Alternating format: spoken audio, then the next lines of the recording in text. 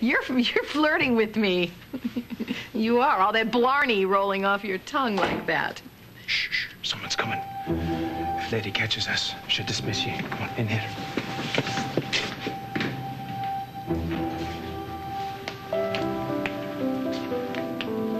No one's here.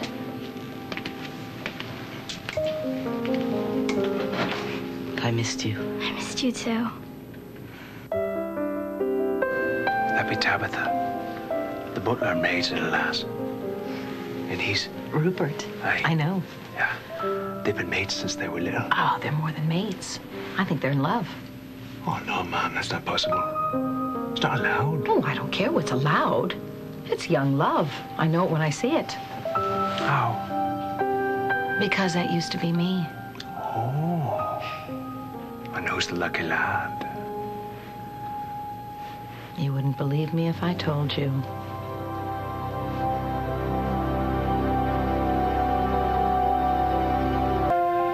We shouldn't be here. It's forbidden. I don't care.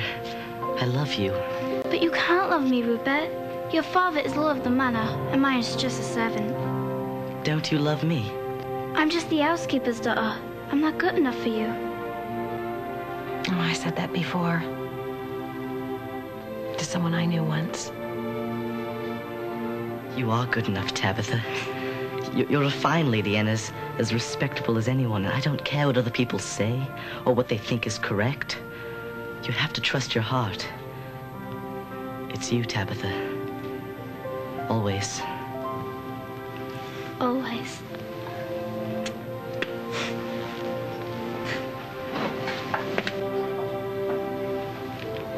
Always. Hey. A farthing for your thoughts. Seeing Tabitha and Rupert brought back a lot of memories. I was the daughter of the housekeeper, too. And I fell in love with the master's son, just like Tabitha. Did you?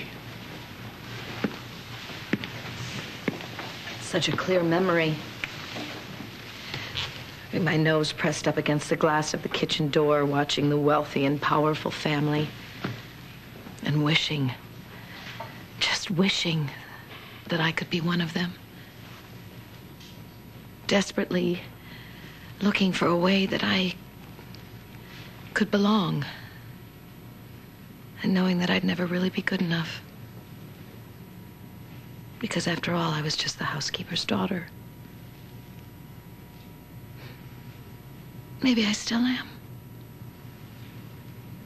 Maybe that's a feeling that never goes away. Is that why you turned me down for a walk in the garden, ma'am? Because I'm just a simple gamekeeper.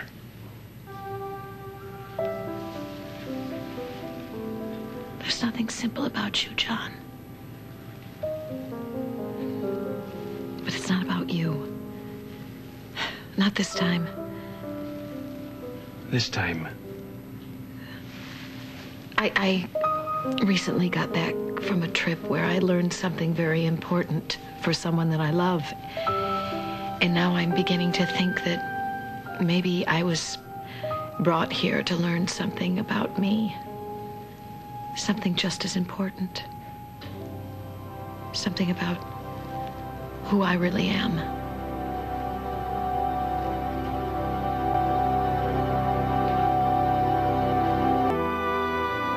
Let us know that those who are far away miss us too. We're in their thoughts just as they are in ours. We pray for their safe return so that we may share many other joyous occasions with them. And on New Year's Eve, Thomas Edison of the United States, better known as the Wizard of Menlo Park, gave his first demonstration of the electric light bulb, illuminating his laboratory and all the streets in the surrounding area to the delight of thousands. What do you think about that? What do I think? Well, yes. You have a mind, don't you, Esmee? Well, I'm just a girl. Yes, but you're a very bright little girl with a mind that could be full of so much more than just flower arranging and needlepoint. That's quite enough. Esmee, dear, go wait for me upstairs.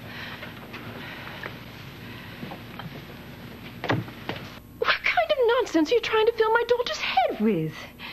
The kind of practical information she'll need to get her through her life. Let me impart some practical information to you to save you from being dismissed. Esmee is connected to the Royal House of Windsor.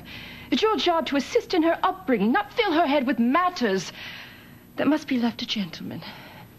If you're not up to the task, we'll find someone who is. Corset a little tight, milady? Mind your tongue, Miss Shane.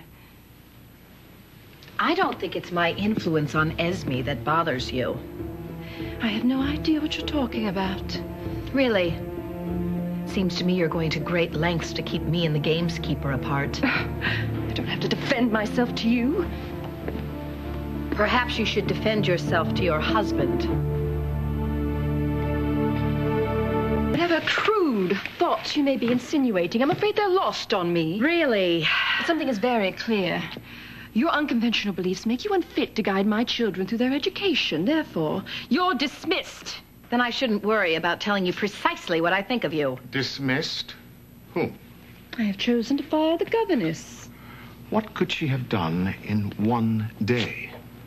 Nothing yet, sir.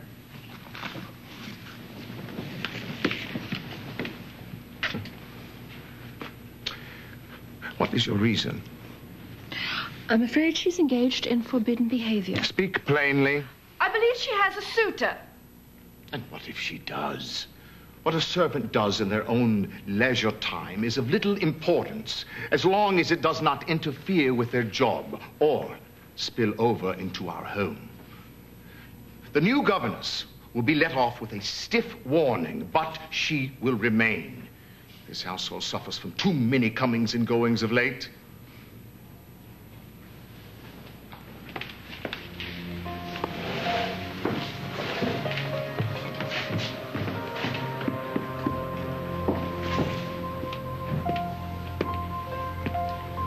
Thank you, sir. But why would you choose to defend a poor governess that you barely know? Because, my dear, I have plans for you. What exactly do you have in mind? No need to quiver in your stockings. I have no intention of imposing myself on you. I am smitten with my wife. Besotted, beguiled, bedeviled by her.